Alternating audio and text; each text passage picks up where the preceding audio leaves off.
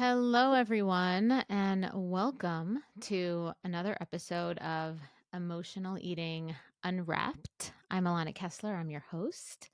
Very excited to talk today about avoiding the trap of mindless eating because it is such a common topic. It is a topic that I hear so much about from my clients, from my friends. It's something that I notice in myself often, especially when I am out of my routine, like I am right now. I'm actually coming to you from London. My husband is here for work, and I decided to tag along and record this episode from here, which is nice. It's so beautiful here during this time of year, right before holiday season, right after Thanksgiving.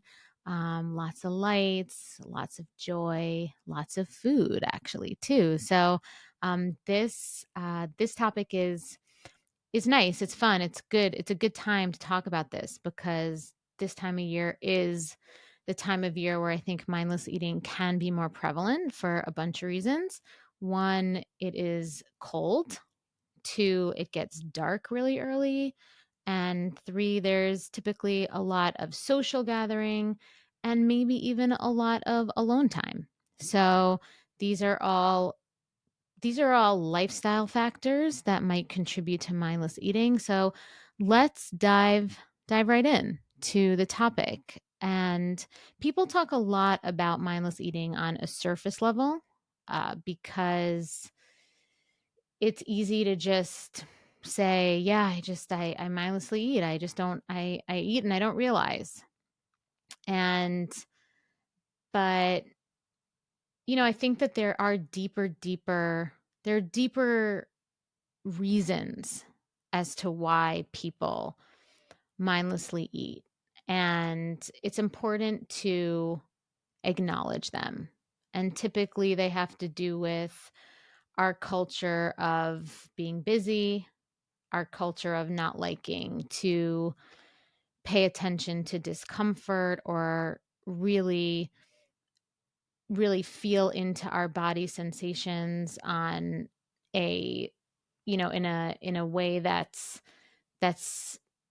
regular. That's a regular practice for us. We're typically avoiding that. We don't like to look too deeply into situations in our lives that might be out of alignment emotionally or energetically. And these are some really core underlying reasons as to why we mindlessly eat. And most of the time, mindless eating is very unconscious until we bring it to the consciousness. And oftentimes, especially with my clients that I work with and myself in the past, I wouldn't acknowledge or recognize I was mindlessly eating until I already was expressing symptoms of mindless eating, which were weight gain, which were digestive issues, which were just ways that my body, mind, and just overall energy level were feeling because of the mindless eating. And I only was able to name that I was mindlessly eating in hindsight. And what I want to do with this episode and in general, just with these episodes as a whole, is to bring a certain level of awareness in the present moment so that we can shift behaviors quicker. Because when we recognize maladaptive habits and behaviors in hindsight, like, when I realized that I had gained 15 pounds, or when I realized that I was having trouble sleeping, or when I realized that my energy was off, and I looked backwards, I could be like, oh, I mindlessly eat. But that didn't do anything to help me change the behavior in the moment. What I needed to start doing was practice allowing myself to get still in the moments when I actually was mindlessly eating, make a change with my mindset, make a change with my behavior, which typically is dropping in reflection questions that I'm going to go into today, um, bringing a level of self awareness and inquiry to the behavior in the moment. And then I can change the behavior over time. Because what happens is that the awareness and the awareness combined with the action of inquiry creates a new habit, creates a new behavior and a new way of being. And so that is not how many people live their lives. Not many people live their lives in the moment, that we talk about being in the moment all the time. Not many people live their lives in the moment. And when they realize they're doing a behavior that's not in service of their higher goals and aspirations, which mine is to feel amazing in my body. I feel like that might be yours too. Mine was to lose weight. Mine was to have energy, sleep well, digest well. Not many people are practiced in being so present with their in the moment behavior that they're able to make those changes as quickly as they want. But the truth is, the healing is in the moment, because the moment is where the behavior has the potential to change. So let's go into some of the ways that mindless eating can occur.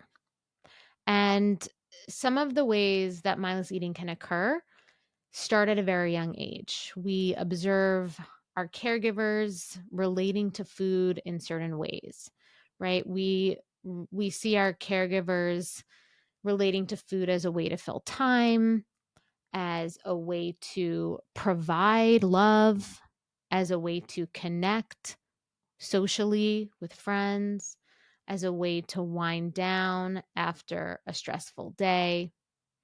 And we observe this. We also observe eating when we're hungry, but we observe that food isn't just functional that way. It serves other energetic and emotional needs. We might not be able to describe it that way, but ultimately that is what it's doing. And for myself, I have definitely used food in in that capacity. I've definitely used food to fill space. I've used food to feel productive. I've used food to connect with other people. I've used food to keep me motivated and as momentum for when I felt like I needed to achieve something, or I needed to finish an assignment or get work done. Right. So I've definitely used food in that way. And I've also observed my caregivers using food in that way. And that's something that I'd say most people would say they do, and it's almost been normalized. And that's why mindless eating is it's not a taboo thing to talk about, but why a lot of people have a hard time accepting that mindless eating is a tenet of emotional eating. Oftentimes emotional eating is more connected. When we think about emotional eating, we think more about binging or compulsive eating or urgency. And we think about stuffing ourselves. But the truth is, mindless eating is also emotional eating, but it's more about the unconscious. It's more about the lack of awareness to what we're eating. It's when we indulge in foods without conscious thought, intention, or attention to our hunger cues or motivations. And that also is emotional eating, because at the end of the day, the reason why we're eating is because we're not in tune with our emotional experience. So let's talk about a couple triggers that can lead to mindless eating. And one is seeking comfort, seeking comfort in food is stress, especially when we are like I am right now, especially when we're in a situation that feels like a transition or feels like it's out of our routine, right? So when we're traveling, we can often mindlessly eat and use food to feel anchored and grounded, right? An example of this is being at an airport, and it doesn't matter if it's 2 a.m, you're eating in the lounge, you're getting a snack. Okay, that's mindlessly eating. Your brain is telling you to turn to food to provide you something. Another is when we're eating with others.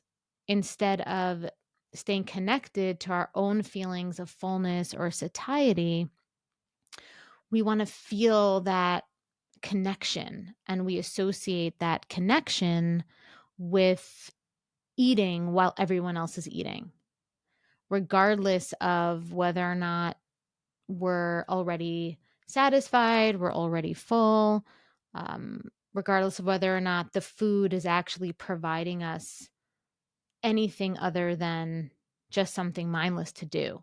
And that actually we can feel that connection without eating if we just turned our attention towards ways to do that, ways to feel connected without having to also eat. Another trigger is when you're feeling tired and you really should, right? The skillful thing to do would be to acknowledge being tired and accept that. But we live in a hustle culture society where tiredness is sometimes seen as weakness. And so we used food to stay awake, stay productive, keep the energy going like a battery pack. And another trigger could be mindlessly eating for boredom, filling the space, literally filling the space. And that's, again, another symptom of our values of society where we feel like moments of space where we're not producing is somehow a weakness or somehow a failure when it's really not. So it's really important to acknowledge that we don't have to we don't have to engage with food in these areas of our lives. We don't have to engage with food while we're doing homework or finishing up a presentation. We don't have to engage with food when we're watching TV. Okay? Ask yourself, why do you feel like you need to eat while you're watching TV if you're not hungry? Is there some sort of deep-rooted shame or guilt? And eating makes you feel like you're also doing something while you're sitting there watching TV. Why can't we just say to ourselves, I'm giving myself permission to relax? So, looking at that value, those deep rooted, hidden, unconscious emotions and self judgments that we have. And so, understanding and bringing attention to some of these triggers, these scenarios, these situations that lead to mindless eating is so key to stopping the behavior and creating a relationship with food and eating that is much more conscious and much more intentional. So, I mentioned earlier that you can ask yourself questions in the moment to actually shift the behavior in the moment with practice over time so that we're not consistently looking in hindsight and saying, oh, I emotionally ate then. and then trying to fix it from a Monday morning quarterback type of situation, because that's not going to work. We need to change the behavior from within the behavior. So how do we do that? These are some questions that you ask yourself. When you notice you're mindlessly eating, which is important to notice. So right now, I want you to write down and think about different scenarios that you mindlessly eat. This is a good time to reflect back and be like, what are scenarios that I mindlessly eat? And then you need to keep your attention on that when those scenarios come up. And then if you find yourself mindlessly eating, there's no shame in that, because again, this is a practice. This doesn't change overnight. But to change the behavior within the behavior, you need to drop in these questions. So when you're mindlessly eating, the first step is to forgive yourself for it. Don't judge yourself for it. Give yourself gratitude for acknowledging it. That helps so much. Giving yourself that positive reinforcement, giving yourself that positivity even within a situation that's not the most skillful is so key. It really trains our nervous system to acknowledge and to install that sense of self-worth, that we're worthy. Even if we do a behavior that's not in alignment with our higher goals, we're still worthy, because we can change, right? We can change the behavior, and now we're going to change the behavior. So the way we're going to change the behavior is to ask these questions. What is my motivation for eating this food? So when you notice that you're mindlessly eating, what is my motivation for eating this? Am I looking to feel something? Um, what is my motivation? What am I hoping this food will provide for me? Okay, so you're going to ask yourself those two questions. What is my motivation for eating this? And what am I hoping this food will provide for me? Okay, and if you can't necessarily think of the answers in the moment, you can reflect on the past experiences when you have mindlessly been eating and see take some if you can take some nuggets from those experiences and apply them to your current experience. And when you're asking yourself those questions of what is eating this food providing for me? What is my motivation for eating? What you're really saying is, when you're asking yourself, what is my motivation for eating? You're asking yourself, what am I looking to feel? What is my motivation? What am I looking to feel? And when you're asking yourself, what is this food providing for me? You're asking yourself, what experience am I looking to achieve? What experience am I trying to change? So, what do I think that eating this food is going to provide for me from an experience perspective, right? Whereas your motivation comes from something that is typically needs feelings based.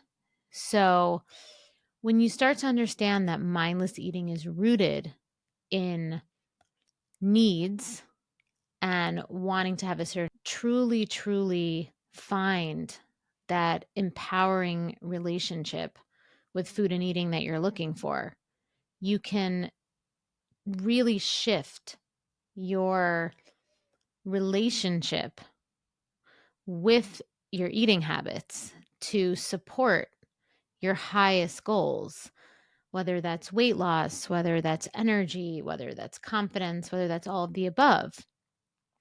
But it's so important to remember that this practice will 100% empower you to reconnect with your body's physical signals, but also with your nervous system and your emotional beings, needs and desires. Okay, so thank you so much for joining me today. And Don't forget to join me again next week with another new episode about emotional eating so you can fall in love with eating and start losing weight and keep off any unwanted weight with sustainable strategies and lasting change. And if you found this episode insightful, please subscribe, leave a review, and share it with those who may benefit from this empowering knowledge and message. And I also have a lot of free resources on my website to help you on your journey to loving food and losing weight. Just go to www.bewellbyak.com. And until next time, I'm Alana, and thank you for listening to Emotional Eating Unwrapped.